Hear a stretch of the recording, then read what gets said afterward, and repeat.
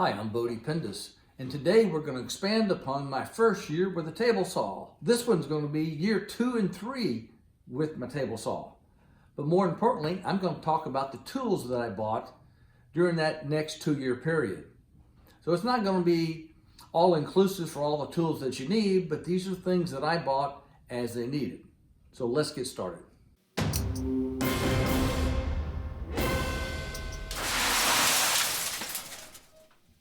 So in woodworking, there's one particular philosophy that I have, and that is a tool should be bought depending on its cry factor. What I mean by that, a low cry factor is preferred.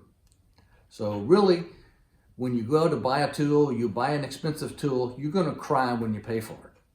But if you buy a cheap tool, most likely you're going to cry every time you use it. So buy something that's going to last, buy something that's quality. It'll help you do the job more effectively and more efficient. With that, tools are important. Spend the money. It'll make it a lot easier for you later. So I'm going to go through the list of these tools I bought. And for your benefit, I'll leave links down below to all these for Amazon links so you can go buy these if you find them to be beneficial for you. One of the first things I bought was CA glue with accelerator. This is the Bob Smith glue. There's other brands. They all work the same, but you can use this. It makes it very efficient and very helpful when you want to expedite your glue ups. Push blocks. Keep your hands out of the way of spinning things that can hurt them. Whether you use it for a router's table or whether you use it for the table saw or bandsaw, these are important and nice to have.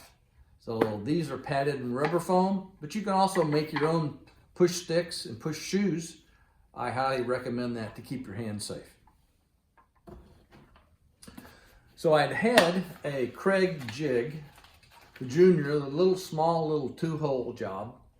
And that was fine and dandy, and it worked just well. But once I got into building boxes and you wanted to make something a little faster and more efficient, I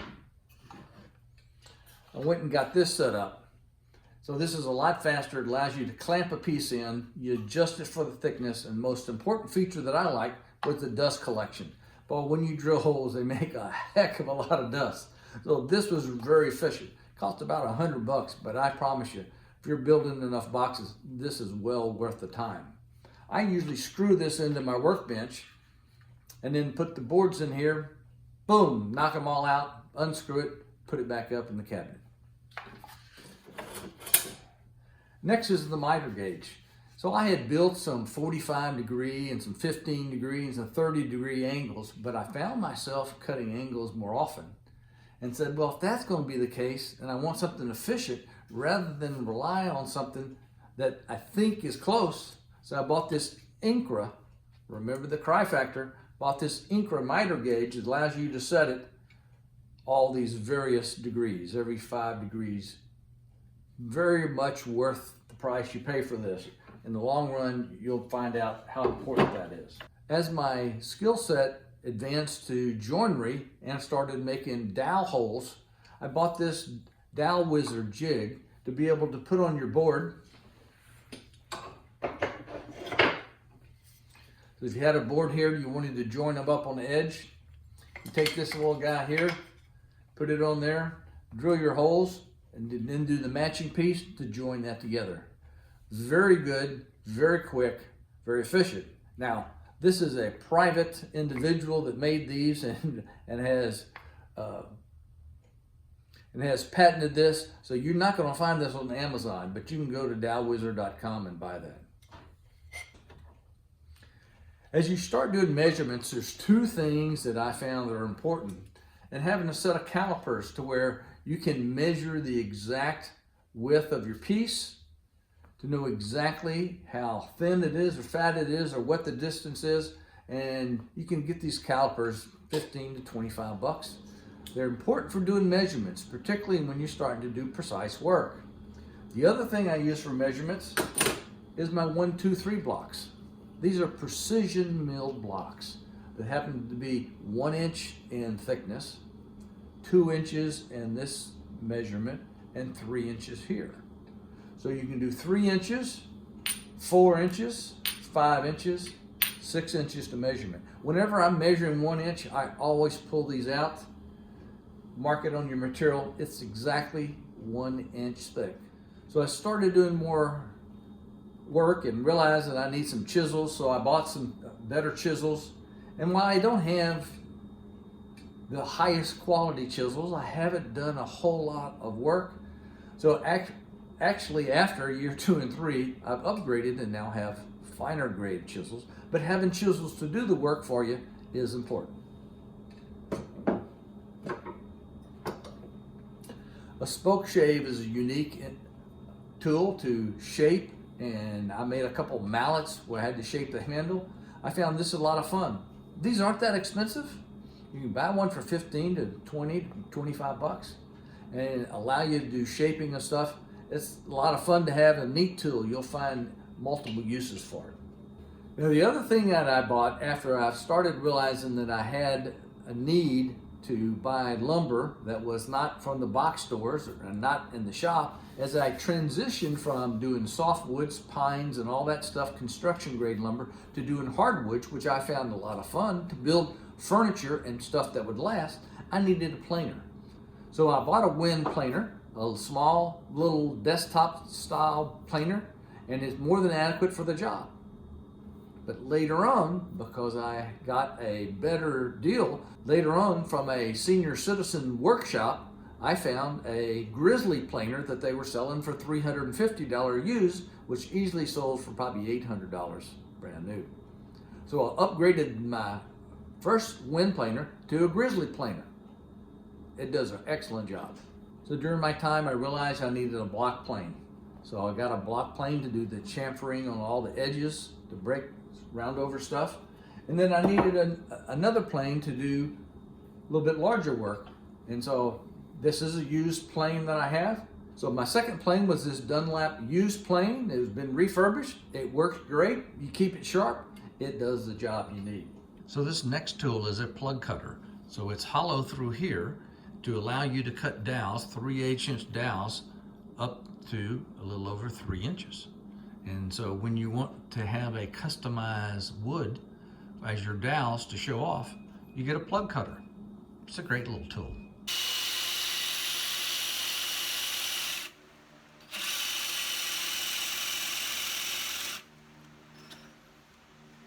Two down, look at all these shavings. This is a card scraper. When I first started, I had no idea what this was. Didn't even know they existed. And one of my woodworking buddies was asking about how to remove saw burns on the edge of a piece of lumber. He said, use a card scraper. Hey, you'll find these very useful. They're a lot less aggressive than using a plane, but a lot quicker than using a sander. You'll sand your brains out trying to get burns mark off. A card scraper or plane is a much better option. Squares, a little tri-square is good, a little larger square like this. These are cheap, inexpensive. You need these for making sure all your work is square to proceed to make sure your joinery can be right. To hold your piece, a little wood vise. So you get this little vise like this, you add the wood insets to be able to hold your pieces right on the workbench. Being able to hold your work, to be able to do drilling, to do sanding, to do planing is important. To having a work vise or a wood vise for your shop is critical. This is a Japanese pull saw. In other words, it cuts on the pull. It's a lot thinner kerf blade, and I find it much easier to use than the Western saw, and a lot sharper. So if you ever have issues on cutting lumber, cutting pieces just the right size, get you one of these. Also get you a flush cut saw. They'll cut smooth the surface, particularly when you're using dowels. Now along the way I bought a router, and I wasn't sure how much I would use this, so I bought a cheap one at Harbor Freight. It did the job, but I made the mistake of buying a cheap bit. I bought a couple of Chinese or Japanese bits, and after a couple of uses they just fell apart. And actually it was quite scary when it fell apart when you're routing. You know, just about ruined the piece.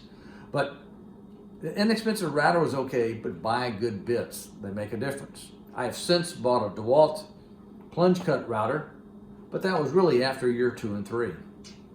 This is a quality tool. This is a shoulder plane. Very low on the cry factor.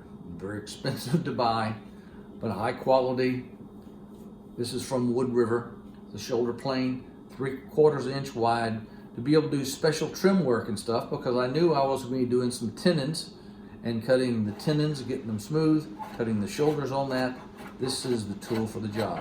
Having the right tool for the job makes a difference. Clamps. You can't say enough about clamps. Boy, I was lucky enough during this time that I had a buddy of mine that had been woodworking for 30, 40 years, retire, and basically got to where he wasn't doing any work in the shop. I mean, he sold me a bunch of his tools and bought a bunch of his clamps, probably about 20 clamps and a bunch of C-clamps. Well, these are pretty inexpensive. You always need to have clamps.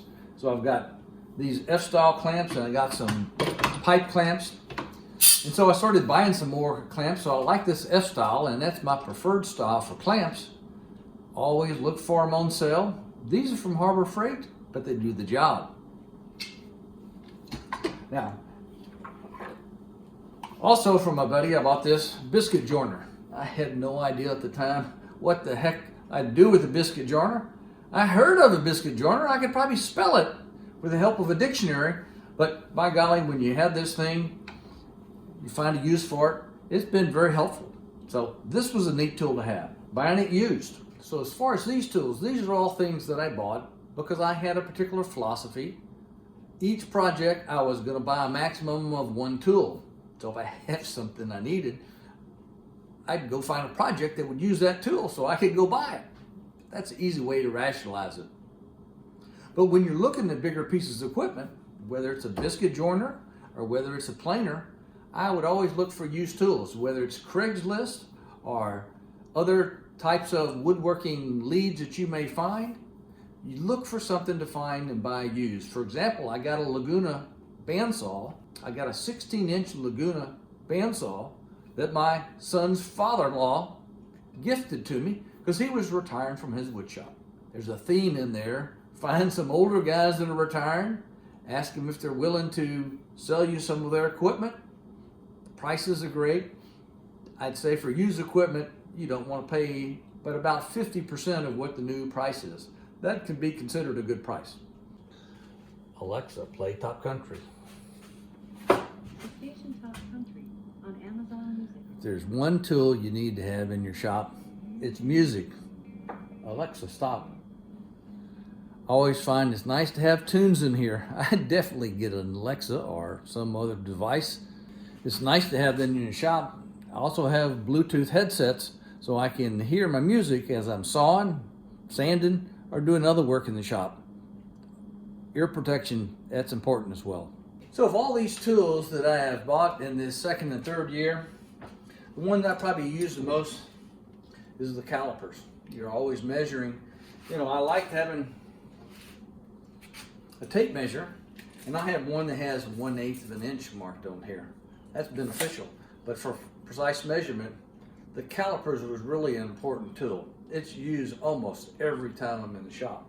The one item that I find that I use the least are these push blocks, and that's because I have other push shoes or push sticks that I use that I find are more comfortable to use.